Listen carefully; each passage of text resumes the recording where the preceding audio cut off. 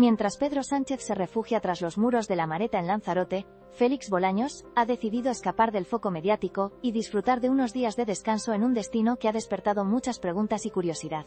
El ministro de la Presidencia, Justicia y Relaciones con las Cortes ha compartido en sus redes sociales unas fotografías en las que aparece junto al mar, en un lugar que, aunque no ha mencionado explícitamente, resulta claramente reconocible para quienes conocen bien la zona. Y lo que quizás llama más la atención es el momento en el que ha decidido hacerlo, en medio de un escándalo que sigue sacudiendo al PSOE, con Santos Cerdán en prisión desde hace más de un mes, y una polémica que parece no tener fin. Pero ¿qué hay detrás de esa aparente tranquilidad? ¿Por qué Bolaños ha preferido cambiar las oficinas y las reuniones por una escapada en plena tormenta política? La respuesta quizás tenga que ver con una estrategia de distracción, ironía, y también con los lugares que han marcado su historia personal y política, porque en las imágenes aparece un símbolo muy conocido en Mojácar, la Torre del Pirulico, una antigua torre de vigilancia costera construida en la época nazarí, entre los siglos XII y XIV, un monumento que no solo posee un valor patrimonial incalculable, sino que también ofrece una vista espectacular del mar y de la línea costera. Esa torre ha sido declarada Bien de Interés Cultural en 1985, y desde hace años se ha convertido en uno de los emblemas de Mojácar, un pueblo que muchos asocian con sus idílicas playas, sus calles blancas y su historia llena de matices. Pero no solo eso. Es importante recordar que Mojácar no es un destino nuevo para Bolaños.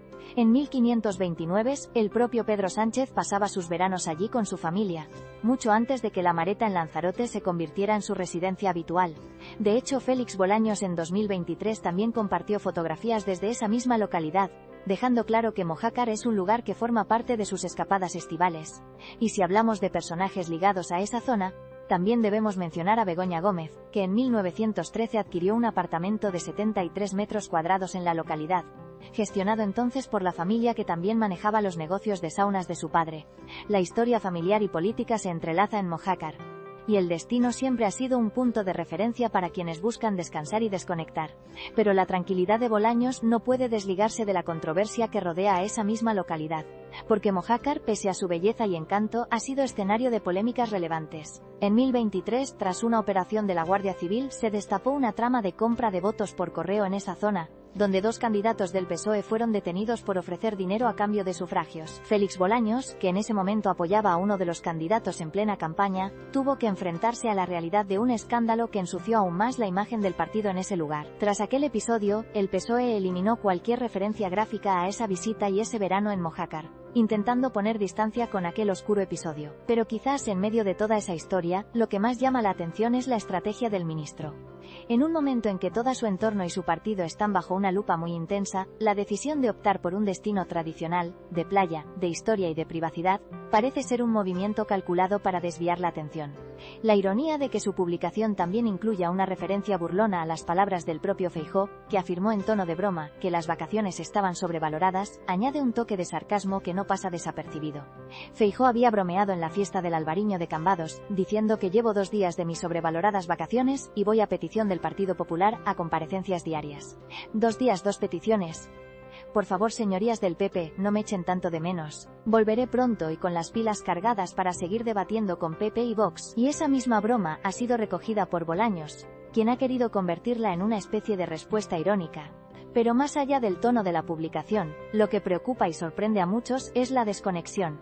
La aparente desconexión en plena crisis política en medio de una polémica que no cesa y con un partido, el PSOE, envuelto en múltiples frentes abiertos.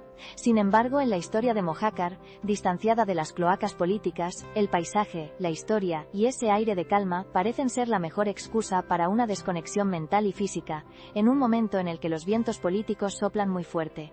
En definitiva, el destino de Félix Bolaños en Mojácar, aunque deja muchas preguntas abiertas, refleja quizás una necesidad de escapar, aunque sea por unos días, de la tormenta que ha desatado su propio partido.